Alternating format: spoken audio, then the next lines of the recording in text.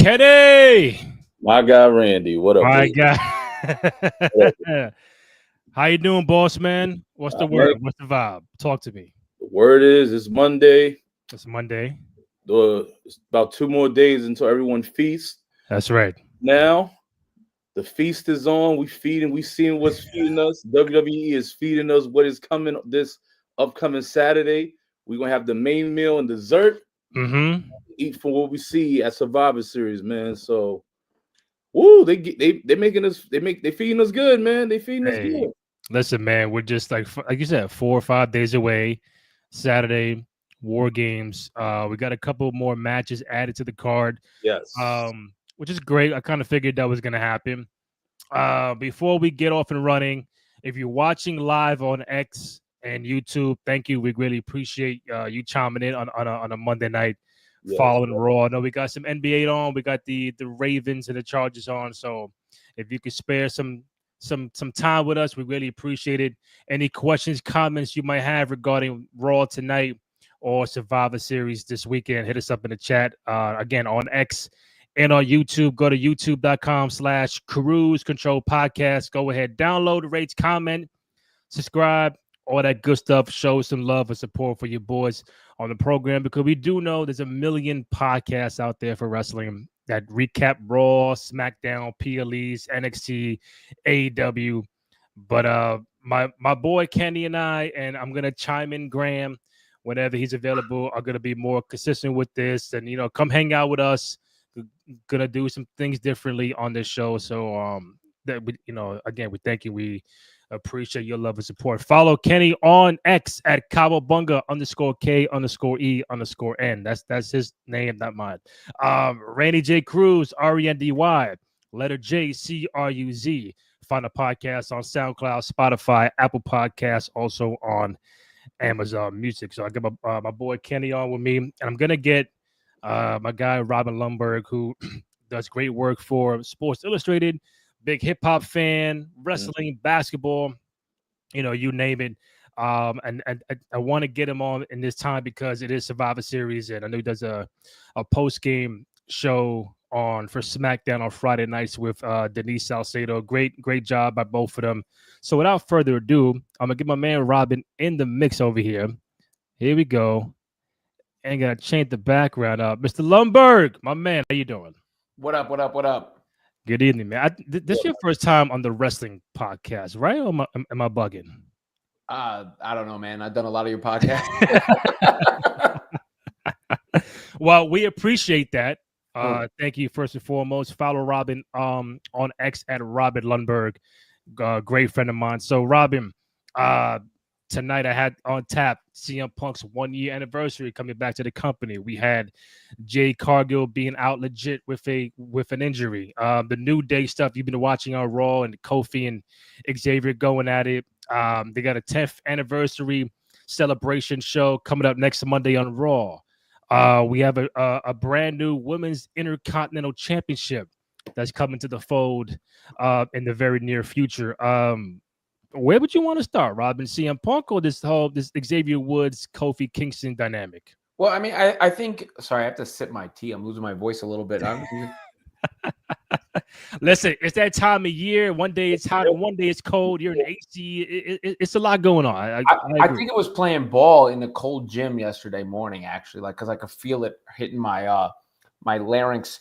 But regardless, when you're talking about the New Day segment was great, right? Like that was a great segment that really hit and really is going to get people in their feels. I think when you're talking big picture, though, you discuss the CM Punk, and I just saw what was the WWE put the tweet out. I mean, over 72 million social views, crazy, the most views of any SmackDown moment of 2024. And for all this talk about everything else, to me, the biggest money feud WWE can make is Roman and Punk. Roman and Punk with Paul Heyman in the middle. Like those two cutting each other up on the mic. And I think Roman's in-ring style is perfect for Punk because he sort of deliberately tells a story as he's going along. So you've got the Paul Heyman dynamic. You've got maybe the two best at tearing somebody else down across from them on the mic, and I think a good matchup stylistically. For we've had The Rock, we've had Cody Rhodes, Roman, so many different things. But if you're telling me I could hitch my wagon to one feud to draw the most interest and buzz, I actually think it's Roman Reigns and CM Punk. That's not that's not happening at Survivor Series, but it's they're teasing it. It's looming. I could see that being one of the main events of SummerSlam at MetLife Stadium in August. Well, this is my first time having Kenny on with a guest on, so I want to test out his questioning skills. So Kenny, go right ahead. Whatever you want to ask Robin regarding this CM Punk 1 year anniversary, Bloodline, all that, take it away. Hey Robin, man, based off everything from the 1 year, you probably saw War Games last year. We all thought the highlight, Randy coming back, Randy Orton came back, and that drew a big response. How do you think CM Punk's whole year, like now, it's like a whole year. He made his debut at War Games. Now he's about to start in War Games. How would you rate CM Punk's his whole year being back with WWE after a long absence and getting amazing reception as he had now? Well, I think how I rate it as a year would be almost incomplete because he missed so much time, but I think it was a great success. I mean, overall, let me say an A-, even with the absence, because the buzz his return created, right? Like that was a huge moment. It almost, one thing that was successfully done is the bad taste from his WWE departure and his AEW departure were both washed away. I don't think anybody is feeling that way about Punk anymore. Like when he left, it was like, all right, could he ever come back to WWE? And then the way he left AEW was so controversial, but that seems to have been wiped away. He had a money feud with Drew McIntyre and a great match to culminate that feud. And now we're less than a year returned and he's being involved in War Games. So the only reason it's not an A+ is because he wasn't around enough and didn't have enough matches. But overall, it's got to be in the A- at worst B+ range, I would say. And I think that the point you made earlier about being a money match, and there's a lot of money matches for Punk to have. We still never got him and Seth. John Cena's gonna have his whole world tour coming up next year. He's mentioned Bronson Reed. He's mentioned a couple of the guys. But him and Roman, like I kept seeing on social once Punk was announced for the Bloodline, many fans were like, "Oh, this shit don't make no sense," and I'm like, if you really think about it, it does. Like to me, it makes more sense for a Punk than a Seth Rollins. Obviously, if you ask me, I would have put Cody on one side and The Rock on the other side, and everything makes sense like that. But Punk and Roman go back because Punk found the Shield with Seth, Dean Ambrose, and Roman Reigns. There is some real life, tension between Punk and Roman once CM Punk left. Paul Heyman, I'm sorry, some Punk is the original Paul Heyman guy that Roman does have now. And then, he did mention that once he came back last year, like I'm the original OG Paul Heyman guy. So there is a lot of story that you can do, but I still think at the end of the day that knowing that Paul Heyman has turned on Brock and he has turned on Punk, right, at some point, I don't know if he'll turn on Roman, but he will eventually leave Roman to go with Punk one day and then go on with Punk going forward. So I do see that happening, real soon. Well, that's what is the genesis for the feud I'm talking about. Yeah. Right? And maybe for the possible Brock Lesnar return, if that's going to happen. Yeah. It would make sense in that context. But yeah, I mean, I think that's, seeing Roman function as this version of Roman and this tribal chief character without Paul Heyman and, without the title and everything unless he does. Well, no, I don't think it might happen anytime soon. Yeah, that he gets it back. I mean, I could see a world where he gets it back at WrestleMania, wins the Rumble, gets it back at WrestleMania. That I could see that happening. We'll see how it unfolds. I also could see Cena and Cody at WrestleMania. Yeah. But to me, that's an interesting matchup. But to your point, I think that will be the moment that spurs the eventual feud between Punk and Roman, and it puts Roman in a very interesting place there where he has to do it without that mouthpiece. And I now think he's more than capable of doing it, and that's where you're going to get so many different memorable moments.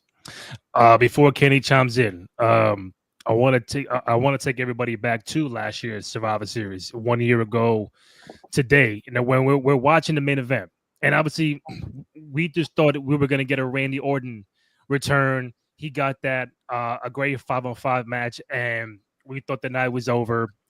And all of a sudden, his Punk's music blasts through the arena, of course, in Chicago, and it was just a surreal pop, a surreal moment. Like, it was one of those real holy shit. Am I really watching what I'm watching? And this guy comes in at the 10 years, and we know about what was said in the social media stuff years ago. But once you've seen him, he goes to AEW, comes back, and it's like 10 years with a very long time. People grow, they mature, and just seeing him as you fast forward, that a great locker room, good leader, everything positive. But that night, when you're watching live Survivor Series of 2023, what was going through your mind watching real time that CM Punk was back in the company? Yeah, I mean, look, there were rumors about it. I thought the way they executed it was kind of flawless. But when you knew it was Chicago, and the situation, there were a lot of rumors about it, and it was like, could it actually happen? But I thought it wasn't gonna. When Randy came out and they went, that's the second time they've done that. They just did that with The Rock recently too, right? Where at the end, the show was over, and then they did that return, the Punk fake, if you will. But I think I couldn't have gone any better. I mean, I don't think it could have gone any better. I mean, it's where does that rank in the top moments of CM Punk's career? Top 5? It will have to be. It might have to be, yeah.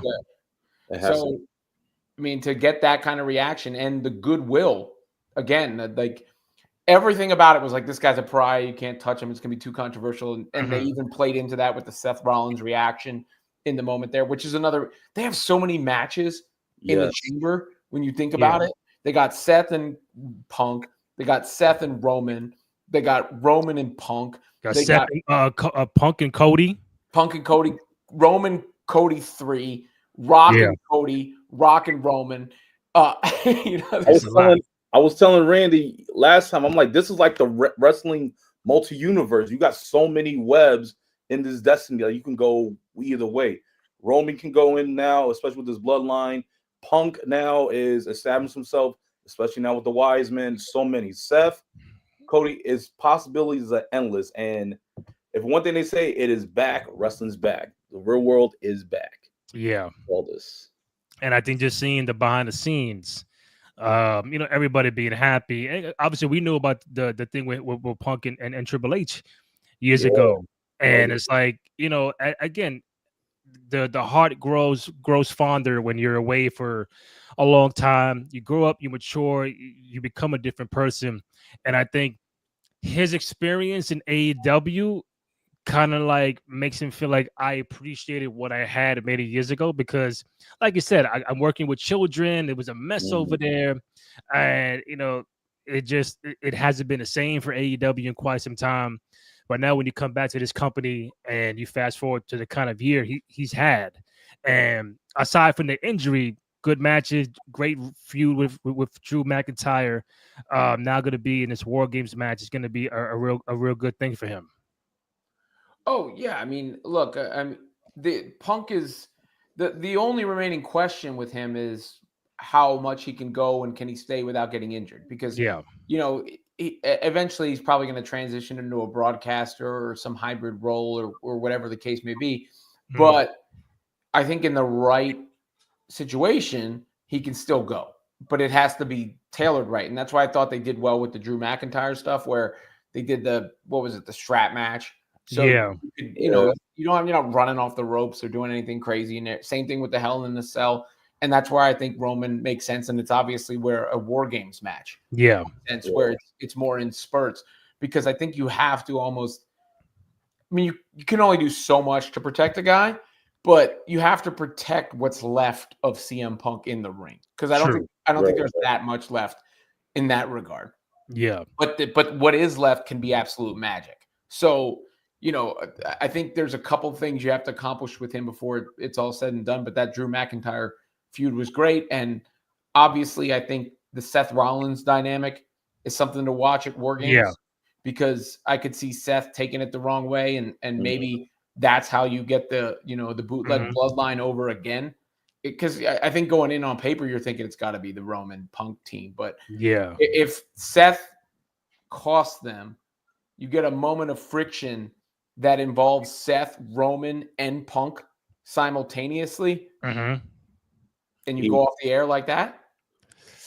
Yeah, I don't know. Another appearance as well, so who knows? I don't know. Just oils. Darren taking my 11-year-old son to War Games for his first PLE. Wow, man, that's crazy. Insane. You probably first PLE War Games. Wow. I mean, I've never been to a War Game, so it's kind of weird for me to know, like, just going there, seeing 2 rings, 2 cages. I think it'll be a weird. I never been to. I saw a Chamber live. I've never been to a Hell in a Cell live, but just the viewing can be a little off. But Rob, I know you're a dad, and your son is a big fan of wrestling. What PLEs have you and him been to? WrestleMania. Oh wow, just straight to the top. WrestleMania. Yeah, which one? This past one. In Philly? Excel. I know that was just. Oh yeah, it was magic. Electric. Second night or first night? Both. Yo, Kenny, night 1 was brick outside. It was cold. Night 1 was cold, but it made night 2 even better because and I like the 2-night thing. I like the fact that it's over and then people got something to look forward to. So I mean, I got no way out of taking him to SummerSlam. I got no choice. It's like 8 miles from my house, So, we'll be there too. Hey, Robin, when you were at WrestleMania, because you saying your first pay-per-view was at WrestleMania. Now, because not mine, his son, yeah. I would say it like this, almost too. Watching your son have that moment, like feeling that, seeing everything, seeing that. Did you almost have like that experience with him? Like, because it was his first time, did you feel like it was almost like you shared an experience with him? Because it is actually his first time seeing it, and then Cody winning it against Roman, that really sparked everything, and like he just feels it. Yeah. No, I mean, I in many ways, my kids are what rekindled my passion for wrestling. Not that it was ever dormant or totally gone. I've been a fan my whole life, but we have like our moments where we're like way more in than not. And I would say, when I was a kid, was one of those moments when I was grabbing the Coliseum home videos and me and my brother were at my grandma's house, watching them joints back to back to back. And then the Attitude Era, I think a lot of us of our age range share that. Right. And then after that, I was a casual fan, but I wasn't quite as in post, after I went to college and whatever, until COVID. And COVID, not where I'm at now, but the previous spot, for whatever reason, I threw on a random Royal Rumble. Because you're in the house, you don't like, you're just like looking for something else. And my kids, this was before my third was born, but my kids saw it and they're like, what is this? And then so I wound up watching every Royal Rumble with my son, every single one. At that point, it was like 2020, like, which might be the greatest Royal Rumble ever, by the way, when Brock was tossing all them dudes out. But all that, and then, like ever since then, and this is Roman Reigns too, where this is where I give Roman that real argument amongst the greats, if not eventually the greatest, is how captivated I was by his story and the Bloodline story, which I think goes down in the annals as arguably the greatest in the history of the business. So to answer your question, that's a long way to do it. But yes, of course, you relive those. Like, that's why we were there. I would not have been there if not for him. Not that I didn't want to go, right. But I would have watched it on TV. Like, I would not have been in that unless, it came about where I, found myself. But you know what I mean? Like, I would not have purchased the tickets, gone and stayed in the crap motel that we stayed in, one night in order to be in that building and do that. And then so we share in those moments and that experience. And then the next day, because he went to school on Monday, and he went a little late, but we drove back Sunday night. Like, so we stayed over Saturday and then straight out on Sunday home. Nice. It's only like an hour and a half. Like, so rather than, and when he came home from school that day, I told him that people were saying that it was the greatest main event of all time and maybe the greatest WrestleMania of all time. And he's like, well, was it, Dad? Was it the greatest WrestleMania of all time? I was like, do you think so, buddy? Do you want it to be? And he was like, yeah. And I was like, and there you have it. That's all it is. Nice. You were at the greatest WrestleMania of all time, and just to see the smile on his face when I said that back to him, that's the stuff you live for. But now does he fall in the expectation like, yeah, I went to WrestleMania 40, but next year is 41, Dad, in Vegas. I mean, he knows. Well, I just took him to actually just for his birthday, we went to SmackDown at Barclays. Nice. And it was good. Like, it was a spur of the moment. I just say it was on a Friday that I decided to go in the middle of the afternoon, but it was a weird situation because they were taping two of them back to back, and I'd never been to a show like that before. So we actually showed up late because they started taping early, and I didn't think the ticket said like 6:45 on it. Wow. And I'm thinking that's doors or something because SmackDown's at 8 every week. Why would it be different? I wasn't even thinking. Yeah. And so we get there and it's already like mid-show. I'm like, what's going on? So we figured out and deduce it. Now the good thing is we showed up at like almost the perfect moment. Like it was Cody and Gunther in the ring in a promo, and then you still had the Bloodline segment from that show and Roman and Jay, and then you still had the second show after. So we saw the second hour of the first show and the second show. But I mean, he has to be reasonable about his expectations. But he's asking me about SummerSlam already. MetLife, yeah. Yeah. Pretty big. Yeah. So, I mean, I think all that is, it's great. It's what, and I think it's sometimes what like the internet wrestling community misses when they're in their hardcore wrestling takes all the time. Of course. WWE, it's, appealing to kids too. It's appealing to adults, in betweens, kids, everybody. It's this Big Ten of fun and joy. I mean, here's a WrestleMania story because we're talking Punk. And I think this lady, this young woman next to me was having an interesting time because she saw me and Raj. And then I'm not like your typical fan because I'm popping for both people in every match because I'm like, I like both of them or I'm respecting what just happened. Yeah. But I remember before night 2, because Punk came out to start night 2, if you remember. But we were talking about there was a little bit of buzz that he was going to be first out. And I was asking her what she thought of the whole AEW thing, because at that time they had announced that the Young Bucks were going to show the Punk footage that week. It was the same. That's right. She had no idea what I was talking about. She was a Punk fan. Like, she was waiting for CM Punk to come out. Yeah. But she didn't even possess the concept that he was in this other company. And he was just gone from WWE. Right. And I think, sometimes people realize how massive this casual appeal of WWE, or broad appeal, I guess, of WWE can be. And that's one of the things about, enjoying it with your kid. Yeah. I feel what Robin is saying 100%. Seeing my son's joy, passion. He gets watching wrestling, brought my passion back. He cried happy tears. Yeah, it just, you almost kind of feel like a kid again. Like, I remember when I went, back to the shows with my mom, my dad, or watching my brother. I went to Survivor Series. I went to SummerSlam. I went to WrestleMania. I went to the house shows. I went to In Your House, whatever. Like, but I was collecting the action figures and the belts, and I was a fan. But then as you grow up, you kind of like age out of that. But then somehow you get reeled back in. Like Robin said, probably COVID, whatever was going on, that kind of reeled it back in. Like, it was me. I was working somewhere and someone said, I'm going to watch No Way Out, some shit. And I said, who's the champion? I really checked out. I said, who's the champion? It's like 05. I said, who's the champion? They said, John Cena. I'm like, who's John Cena? I said, he's and like, from Let me Boston. let me go check him out. Let me see. But they still had Jericho and Edge and those guys. Like, oh, so he's fighting Jericho. And how long he's been champion for? A year? Oh wow, like this guy must be really good. Then I got reeled back in ever since. I'm like, I watch it here and there, but it's like no matter what, Robin, it never goes away from you because it's like they might have a downtime, but then when they come back up, it's they all the way up. Like right now, they all the way up. It's crazy.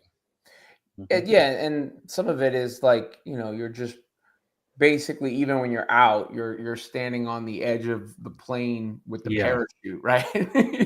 You're ready to come at any second and get in there. So like I don't think you ever lose that fandom or that passion. It's just, certain sparks can reignite it to an extent where I guess I wasn't in a position where I thought I was going to be doing wrestling content per se. I would reference it all the time, but then it was like that sparked it in me. Like, okay, this is another avenue and another lane.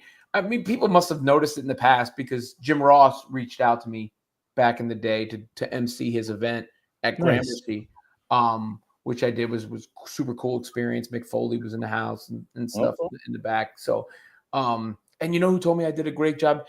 Judah Friedlander, the comedian. Okay. The trucker hats, right? Like he was in the crowd. He said something, but so I mean, I must have been talking about it and referencing it enough in my other forums where there was a noticeable passion and love and everything. But yeah, it wasn't until that story I just told that really had me running 100 miles an hour, where we were launching a wrestling vertical on SI for a minute there over at the on the Instagram account and the like, and obviously leading to what I'm doing with Denise on SmackDown post shows and guest hosting on Busted Open, stuff like that. Nice. Kenny, before I let you transition to whatever you want, either Jade being out, the New Day situation, or the Women's IC title, but I got one more question for Robin. So, as far as CM Punk goes, 2025, I think is going to be a major year for CM Punk. If you asked me a little while ago, I would say he will be at least my Final Four contention for the Royal Rumble, maybe being a world champion at WrestleMania, feuding with Seth, feuding with maybe Cody, feuding with maybe Roman Reigns. How would you, if you were Triple H, how would you lay out the path for CM Punk's 2025, albeit that he's healthy, no injuries? How would you lay out his 2025 path? Yeah, I mean, I think you build to him and Seth at WrestleMania. And you get that match that we had. You use War Games to build to him and Seth at WrestleMania. The end of that, you get to that. I don't know. Does he win the Rumble? Does he win? Let's start there. Rumble. I don't think so, unless you're screwed. Unless Roman is the champ. Somebody that makes sense for him to face has to be the champ. I don't think he makes sense against Cody yet. Gunther? Is Gunther going to remain champion? Would you rather? I think you'd rather have Seth and Punk with no title than Punk and Gunther. Right now. Not that the match would be better necessarily. I love Gunther, but it just doesn't feel like why. It just feels like why. Why Punk and Gunther right now? So I think whether it's at the Rumble itself, you could maybe do it at the Rumble instead of at WrestleMania. But I think first you have to pay off the Seth Punk thing that went on, and then you build the Punk Road. I mean, to me, those feel like the natural moves. So no Rumble win. He gets Seth at WrestleMania, and then you're working with Money in the Bank, working with SummerSlam. What does Punk do at SummerSlam? That's the Roman. That's where I think you do Punk Roman. I mean, it's a 2-night SummerSlam double main event. First one that they've ever done like that. Yeah. Why do you think they're doing it? I mean, number one, for more money, but of course, to have a second WrestleMania. That's what that is. I mean, like that's to make SummerSlam as big as WrestleMania is, or as close as you can possibly be. So what better way to do that? First 2-night SummerSlam, one of the main events is Roman and Punk. Yeah, and I think next year they're doing a 2-night Rumble, if I'm not mistaken. So I think all these major events are doing 2 nights. I don't think the Rumble's 2 nights yet. No, not this coming. I think the following. No, I think the first thing was SummerSlam. It was what they did was announce SummerSlam 2 nights in Minneapolis in 2025 or 2026. I'm sorry, and then later you found out that this SummerSlam at MetLife was also going to be 2 nights. Let me look it up. I don't think the Rumble. There are no plans for the Rumble to become a 2-night event. That would be pretty interesting. But well, you could easily do it and headline it with each men's Rumble one night and women's Rumble the other. I can see that happening, especially since women's been more drawn towards seeing how the women are with their Royal Rumble matches. It's been outstanding. Of course. All right, Kenny, where you want to go with Robin? You want to do the New Day? I was gonna get right into that because let's do it. And because Robin, I don't know if you were able to see tonight. You probably did. Between Xavier Woods and Kofi Kingston, they were just going frustration blows at the blow. We saw they faced off against Alpha Academy and in fashion, just losing basically almost like under a minute, under 2 minutes. Disorganization, confusion, frustration, getting beat with the Caterpillar by Otis. Tozawa hit the senton bomb, and they're arguing. We're like, oh, here we go. Like, and beforehand, they saw the little tribute video for their 10-year anniversary, bringing us back, seeing them together, Big E. We're like, all right, maybe this is going to spark something. But then lose to Alpha Academy in a embarrassing fashion. Go backstage. Gloves came off. It's not a new day. It is a hell of a day. They're going tit for tat, hitting below the belt, hitting where it hurts. This is something that we noticed that has been sprawling out. We thought Xavier Woods was basically crashing out by his frustration. How Kofi is succeeding. Kofi is giving everyone else recognition instead of himself. And now we thought that possibly Xavier was going to go in his turn with Karrion Kross. And it was just all let out from everything. Telling Xavier Woods never won a singles title. Saying Kofi Kingston, we rooted for you only to lose 6 seconds to Brock Lesnar. I'm talking about blow for blow. So damn. Is this damn is right? So Rob, what does this say about the New Day? Is this breaking our hearts, or is this something we needed to see? What do we need? Breaking our hearts, or did we need this? Oh, I think we and they needed it. I mean, y'all were rocking with the New Day, just recently. Come on, let's be honest. Unless it was a nostalgia play or like a joke or something. Like, it's not like y'all were like, let's go Kofi, let's go Xavier Woods. Obviously, we know where Big E is, unfortunately. But so that's no disrespect to what they did and how cool and how awesome they were. I mean, like but I'm just talking in the current era, in this current moment in time, in order for their career lifespan to continue and the interest around them to continue, something compelling had to happen. You can't just keep doing. I mean, even Hulk Hogan had to become Hollywood Hulk Hogan, right? Like, and that's that was the most popular character that, it really revolutionized the way that the whole product is consumed on the back of that character. So for Hulk Hogan to go from that to that, that's why it was such a big deal at the time. New Day, yes, they're beloved and they've been together forever. And it feels like one of those most pure things. It's like asking for Steph Curry to leave the Warriors, or Derek Jeter to leave the Yankees, or one of these things when you talk about the New Day. But I do think it is necessary. I think it's really the only move left that can make them compelling and give them a new career lifespan. So that, guess what?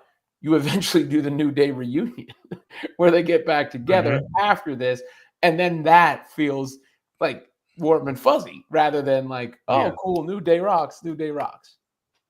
But I think $1 million question would be, if you were Triple H, Rob, if you were Paul Levesque and you had the pen, the major beneficiary of who turns on who? Is it Kofi turning on Woods or Woods turning on Kofi? Who you think will benefit more from doing that? Yeah, that's interesting. Who would this benefit more, Kofi or Xavier? Like, who needs it more? Who needs that rub, that push, that all right, we're gonna push you to the moon? Like, who, you know? I mean, it seems like they've been building Xavier as the heel through frustration, but I kind of like the idea of the swerve of, because you saw him yelling at him today as Kofi. Yeah. I'm finally had enough of you. Like we're done with you. And then that makes Xavier Woods like really lovable and easy to root for. And it gives Kofi, who was always the higher on the hierarchy guy, a real position of power in a sense. Mm-hmm. So what do you do with Big E? Like, if there's a possibility, obviously, I think the celebration will have Big E there. It's just about what does he do? Does he try to I'd be a make him Kofi's mediator, heel manager. A manager? a heel manager? He turns on Xavier as well and beats him down. With Kofi? Yeah. So he'll be a manager. So he'll be there, but it really won't be to join them back together. It will be to join an alliance to either heel Kofi or heel Xavier. That will be a major turn. Yeah, that's what I think you do. I think for one, I think this will also benefit Xavier more because Kofi has done singles competition. Credit to what Kofi said about Xavier. We kind of did want to see him wanted to do with Karrion Kross and see what he can do. Can he be what type of role, what type of angle can he play with this? What's he gonna go? What type of new role will he try to develop with this?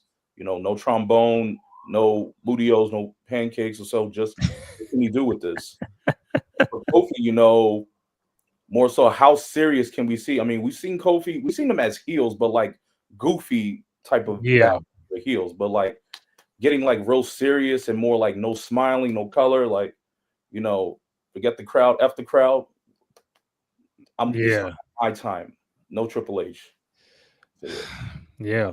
I mean, I think it's a good I wouldn't say problem. I think it's a good situation to be in because there's so many ways you can play it out. Because one, we did see Kofi heel a long time ago on his own. He was a heel when they first started out. I think Xavier, and I think what they said was obviously all very true. Like, you haven't done this, you haven't done that. Without me, you ain't this, you ain't that. I think Xavier would benefit more from a singles competition than always being with a Big E or with with Kofi. We've seen Kofi be IC champion, heavyweight champion, so he's been there, done that. I think Woods is the guy that needs to establish himself to be. You know what?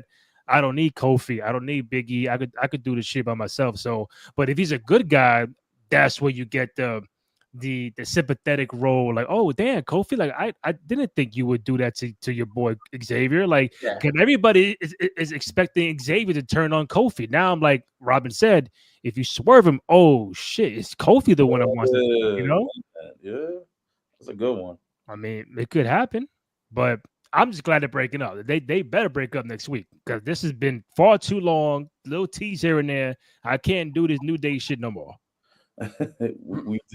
Are you tired of it, Robin? Too? You tired of the New Day with the way it is now? They need to separate for a while. Well, I mean, that's what I just said, right? Like, yeah. I mean, I think they really all need it for their career and as a faction so that they can reunite. Like, that's otherwise they're not doing anything.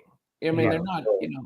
They're afterthoughts. This is how you make New Day not afterthoughts, right? Yeah, right. That's how you make people want them or miss them. So Robin, Kenny has a theory that he thinks Bailey's the one that took out Jade Cargill.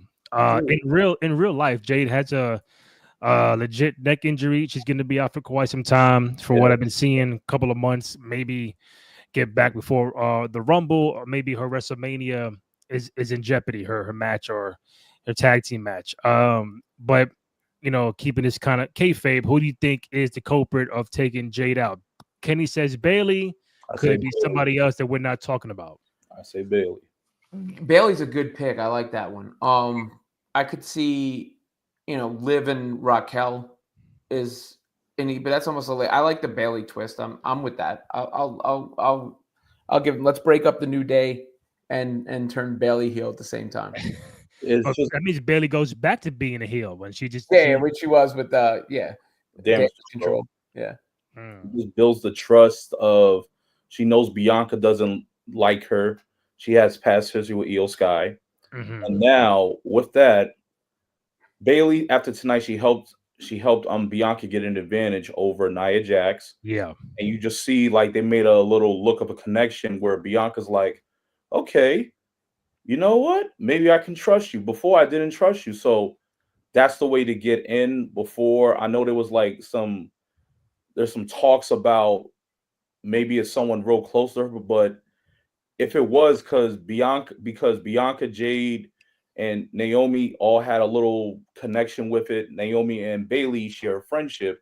The fact that Bailey feels left out of the War Games, this might all come. It all ties in together. You know, Bailey. You know, prior to that, 2 weeks ago, saying about can you really trust Io Sky? I have past history with her. And comes Bianca. Who are you to talk about trust when I still don't trust you after all this time? But fast forward after tonight, you don't know. So Robin, I want to know is how do you plan out? What is your take on the women's War Games, and who do you have a prediction of who it might be? You know, we're going back to like Hunter and Sean. Who did it? You're damn right it was me. Who was it? That's right. What is your prediction? And I just told you I'm stealing yours. I like Bailey. That makes sense to me, man. Do you think it's like a different motive between the War Games and what's going to happen further? You know, if Jay comes back, what do you think? What would you do if you were Paul? What is your next move Paul. after War Games? What step would you go to? Yeah, well, I mean, look, eventually Jade needs a real match at some point, like across the ring from somebody. Like, what has she got? You know, like and I think where they put her for now makes total sense. But Jade and Bianca have to go at it at some point. I mean, there's a duh. The only reason they're put together is so that they could eventually break apart and go against each other. I like.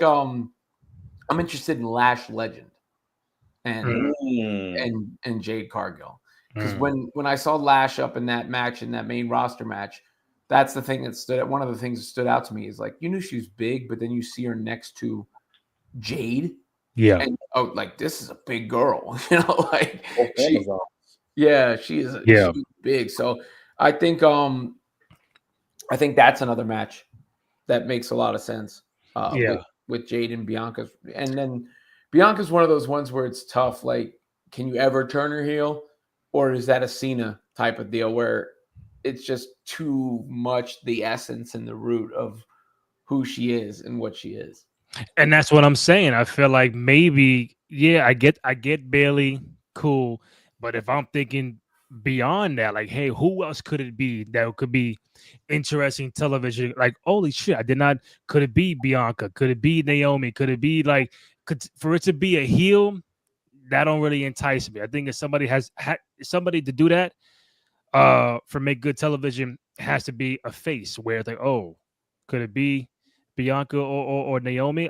Bianca, if you tell me, hey, can I get Bianca and Jade this year at WrestleMania 41? How do I get there? How do I take the tag titles off of us and go our separate ways? We've been a tag team ever since Jade got there. So, like as you mentioned, Robin, Jade has to be in that one-on-one setting with someone. I thought it'd be Nia Jax months ago when she first got there, but that didn't pan out. And they tease her and Bianca staring at each other at the Rumble for a little bit, like, oh shit, could it be coming up soon?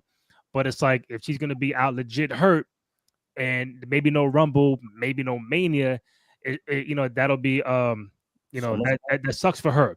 But if you can get it to Mania, a one-on-one match, I could see her and Bianca going there. If it ain't Bianca and Rhea Ripley. Who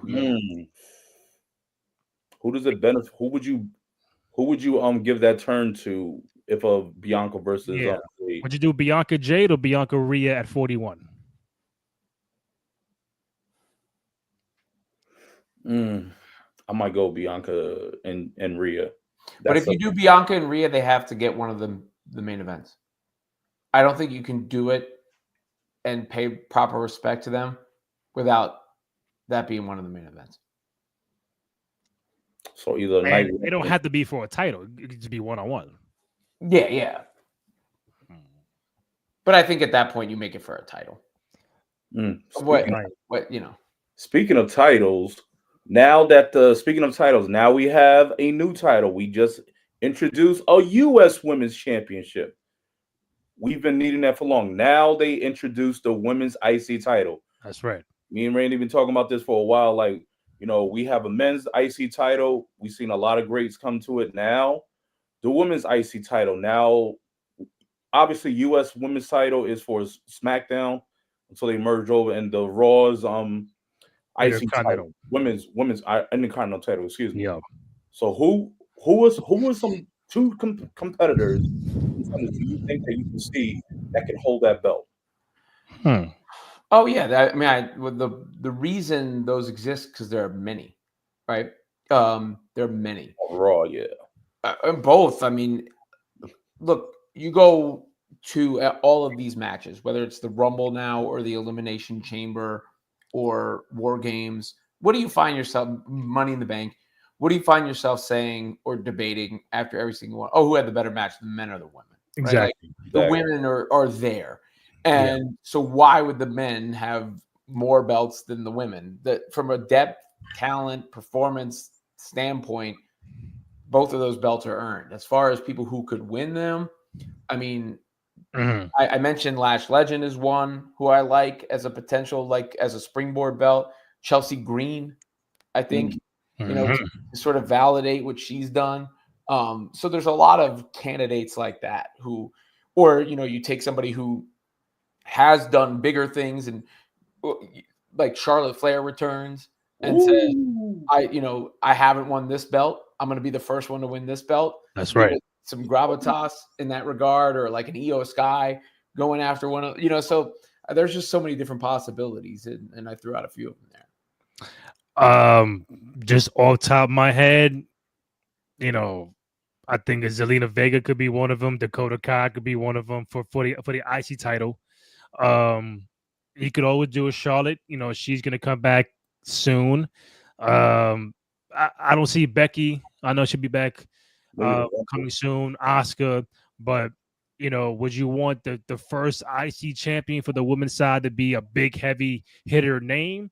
Then then you go with Charlotte. If you want it to be like the workhorse and just someone who's gonna be available, consistent, then you go with Zelina, Dakota Kai, those people. Well, I mean, again, I think you can do both, right? Like one of those titles can be the springboard title for somebody who you want, like Chelsea Green, or Lash Legend coming in, and then one of those could be I'm going to give this title a rub title from Charlotte Flair returning, or one of the big dogs going after it. So I think maybe that's the way to do it, is because U.S. title, Intercontinental title coming at the same time. What's the difference? It just means one is on Raw, one's on SmackDown right now. Yeah. Right? Yeah. More or less, it's the same belt on the other show. You're trying to do the same thing with that as you do with the Universal and the whatever they call the Universal now, and the heavyweight title. They don't have it no more. They ain't no more Universal. What is it called? It's got a name, no? WWE World Championship. Heavyweight Championship.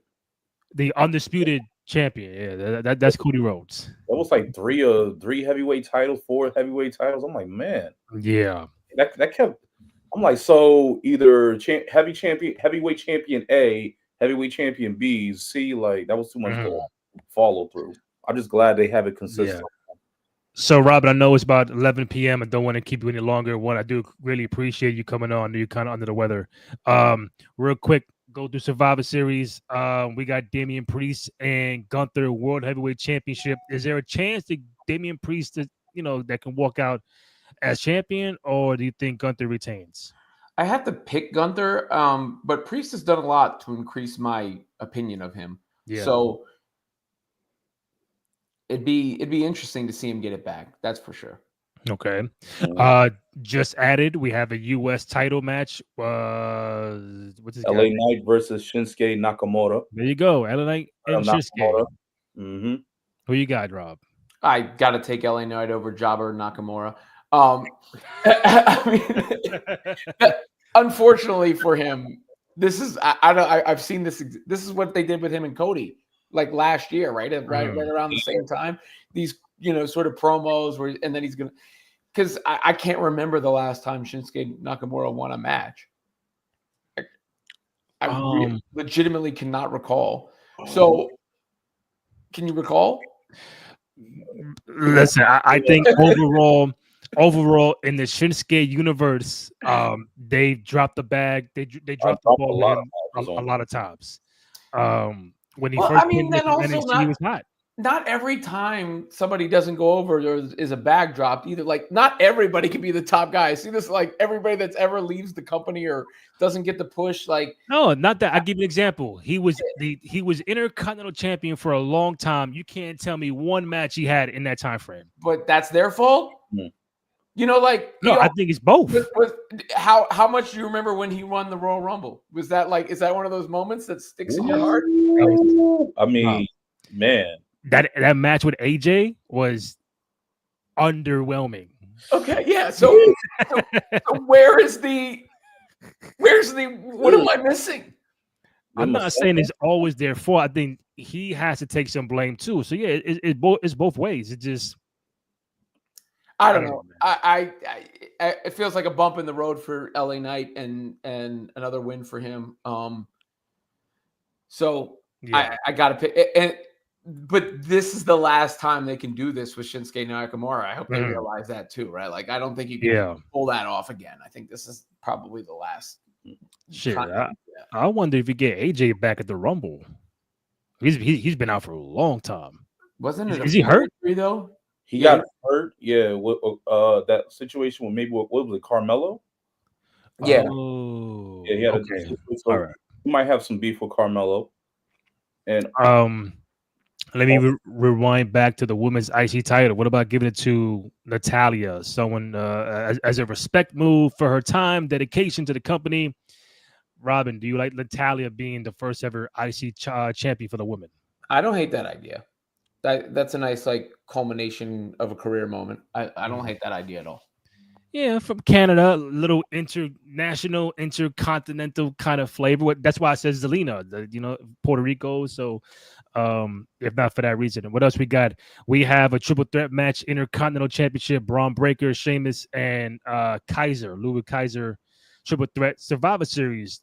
What do you think? Braun retains or do they swerve us here? Yeah, I think Braun retains. I think Braun.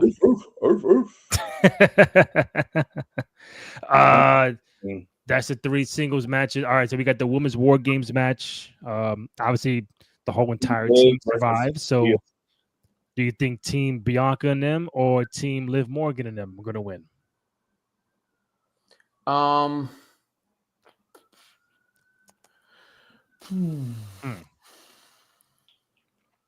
Tough call. Yeah, it is. It's tough just because we don't know Bayley's going to be that 5th. Yeah, and well, no, it's also probably Bayley. Do you keep the Liv thing going, right? Like, or because it's so easy to put certain teams over because it's going to be. But I guess one of the two has to go over, right? Like one of the face groups. So let's put. That's why I'm thinking Team Bianca wins, and that I think Bloodline 2.0 wins. Yeah, that's what I would say. That's what I would say. Yeah, that's going to create more friction. That's what I would do. Over under The Rock appears at Survivor Series. Do you expect The Rock to appear at War Games? Would you bet on that? No, I wouldn't bet on it, but I wouldn't bet against it. 50-50. Yeah, I think it's I don't even know how I'd handicap it necessarily, but look, when Rock came out at that last event, Bad Blood. Yeah, he came out and didn't say it. It's not like he came out and did a little cute promo for the crowd for them to hear his catchphrases and left. That'd be one thing. Like, I'm in town, I'll do it. That was a story type of deal. You know, like yeah, so that is coming. I cannot tell you exactly when, but yeah, the build up to WrestleMania and Raw on Netflix, they've advertised the crap out of him for Raw on Netflix. So yeah. I think correct. in that regard, yeah, you're bound to see that sooner rather than later. Bloodline involved in a big bloodline thing. There's a good chance that you see The Rock. I just can't, I don't know what his schedule looks like and all that. But yeah, I wouldn't bet on it. I wouldn't bet against it. Do we start the seed planting with Punk, Roman, Paul? Or you think everybody's on the same page? We team working, or do you feel like there's maybe something that's like more fishy with Sami Zayn or Punk? Like we're not all on the same page with that team. Yeah, I think you have to do it. I mean, you can't not have the tension there or otherwise it doesn't. Now, whether that means it, I also think it's a slow burn, slow build. So it's yes, seeds planted. Yes, seeds will be planted. To answer the question specifically, yeah. Last one, Robin. Since we are in the Survivor Series dialogue here. So last week, Kenny and I had the show. We were picking again. We missed a lot of people. We missed some people, so don't judge us. Our women's 5-on-5 kind of team that we would build for Survivor Series. Like we're actually building a team, not just picking anybody out the hat. So I want to get your quick opinion on maybe who you thought has a better roster. So me and Kenny both picked 5. Kenny picked Victoria, Sasha Banks, Beth Phoenix, Lita, and there's one more, Kenny. Who am I forgetting? Bianca. Oh, Bianca Belair. So Bianca, Lita, Beth, Sasha, and Victoria. That's Kenny's 5, right? So obviously we missed Trish and Lita. So what are the specific parameters again? It's like, hey, I gotta get 5 athleticism, tall, strength. That can it doesn't just your best 5. Just best 5 that curate from any era, regardless. Any era. Okay. Skill set, any era against Randy's 5. So my 5. Repeat his 5 again. Sorry. All right. I have to, process all this information. Okay. He has Bianca. Okay. Sasha. Okay. Beth Phoenix. Okay. Lita. Okay. And Victoria. Okay. All right. Okay. So no Rhea, no yeah. Trish on. All right. So me too. Whatever. I got Charlotte Flair, Sasha Banks. Oh, you can repeat the same person. Yeah. Well, our rules are different. Ronda Rousey, Mickey James, and Chyna. Chyna, Charlotte, Sasha, Ronda, Mickey. I'm gonna lean his way only because. So I think Charlotte and Bianca are a wash, but I like Lita better than anybody else that was said as far as what they'd be able to do. So, and he had Lita, so I'll lean that way.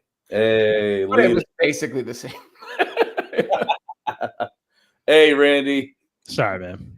You gotta take that, man. No, I take an L. I take an L. That would be an amazing match. How that will turn out. I think that would be a good Survivor Series match. Elimination Survivor Series. That would be amazing. All right. So then, all right, you keep Sasha because we both had the same, and then I'll plug in Rhea. How about that? You win. Yeah. Now I win. Now you win. Now you win. You okay? Robin, man, we love you, man. We appreciate you. Enjoy Survivor Series. I'd love to have you on, more than often to talk about wrestling. We do have the event coming up this Saturday. I think you're doing the post for Survivor Series with Denise live, so you may not be able to attend. But if we do more events, you're more than welcome to pop up and hang out with us. But any last words you want to give regarding Raw, SmackDown, Survivor, WrestleMania, whatever? Nah, man. It's the purest form of entertainment when when it's going right? So let's hope that Punk Roman moment was another one of those like sort of spark plug moments that generates that hype up again as we get into WrestleMania. But you can check me out on YouTube, Robin Lundberg Show on YouTube. I run Women's Fast Break on SI, covering women's basketball over there. Nice. SmackDown post show with Denise this Friday, and her Survivor Series post show on Saturday. So, and Raj, my son, he has a YouTube channel called Raj Talk, and he'll be talking talk some wrestling over there. Kenny, stay right there. I know me and you go a little longer. Matter of fact, one last thing, Robin. Do you know ESPN put out the 30 best wrestlers under 30 years old? Did you see that list? No, that's a specific list. I don't even know who's all under 30 years old. So it's hard to. I'm not gonna give you the whole roster, but who was number one? Kenny, who would you think number one under 30? Number one.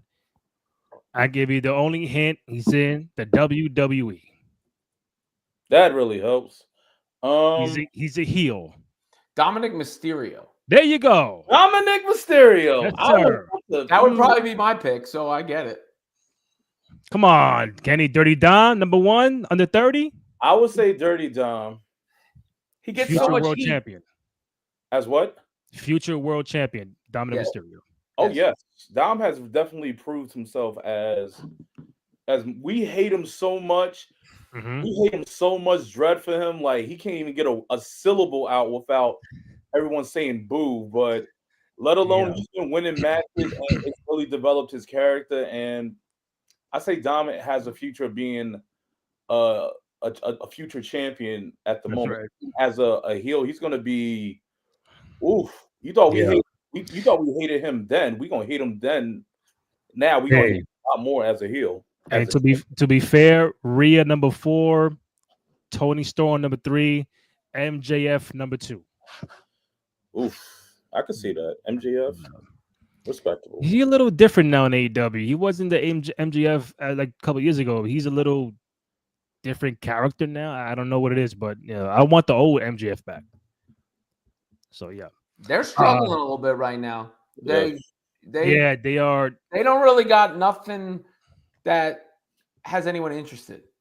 You know, like I'm not trying to be a jerk. I mean, I'm trying to think of, because there was a point in time where MJF had people like, oh, who's this guy's up next, and there was a time when Punk was there, obviously, and then there was the signings that they made, and it was like, okay, what's going to happen with Okada and Ospreay and Mercedes Moné? You know. What is that right now? I'm dead serious. Like I'm not trying to be like, I don't know. They had the big names, the big splash, and I'm like, okay. It's just, what do you do with them when they get there? Right now, they just added Lashley, Shelton Benjamin, MVP, the Hurt, whatever it is called now. So I'm like, okay, but now what do you do with them going forward? Yeah, because it's not enough to be like they were in the other company, now they're here. Like you do. Same you did with Adam Copeland, Edge.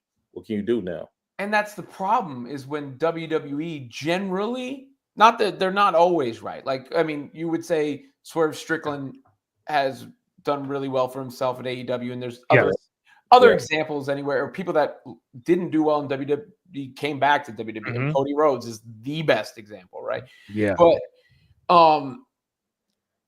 generally, as more often than not, when somebody reaches that point in WWE, they've kind of reached that point. That's why that, and Bobby Lashley has a look. Hopefully they can repackage him in some way. But my thing with him has always been, he just doesn't have that charisma as an on-screen character to necessarily draw me in.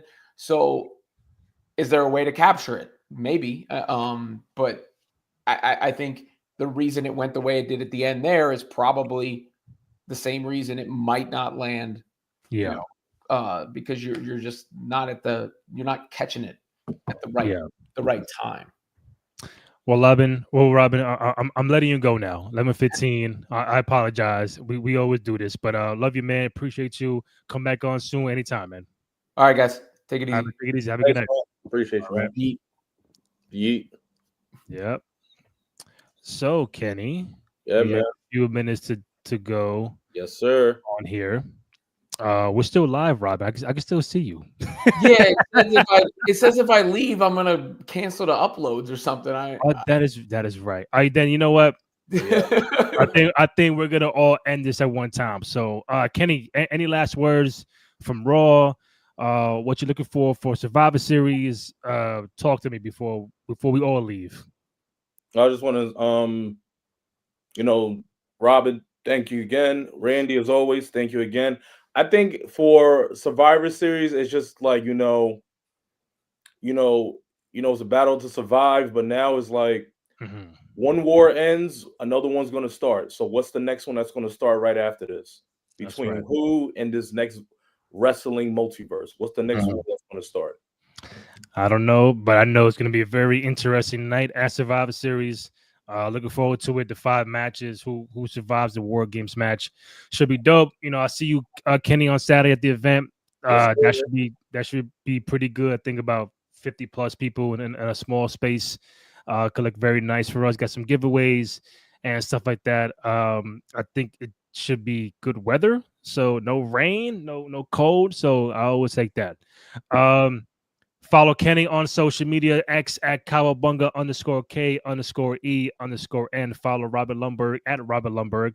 Myself, Rainy J. Cruz, RENDY, letter J CRUZ. Find the podcast on youtube.com/Cruise Control Podcast. Go ahead, download, rate, comment, subscribe, all that good stuff. Show some love and support for you boys on the program. Also on SoundCloud, Apple Podcasts, Spotify, and Amazon Music. For myself, Robin Lumberg, my boy Kenny, 2 out of 3 Falls Podcast. We out.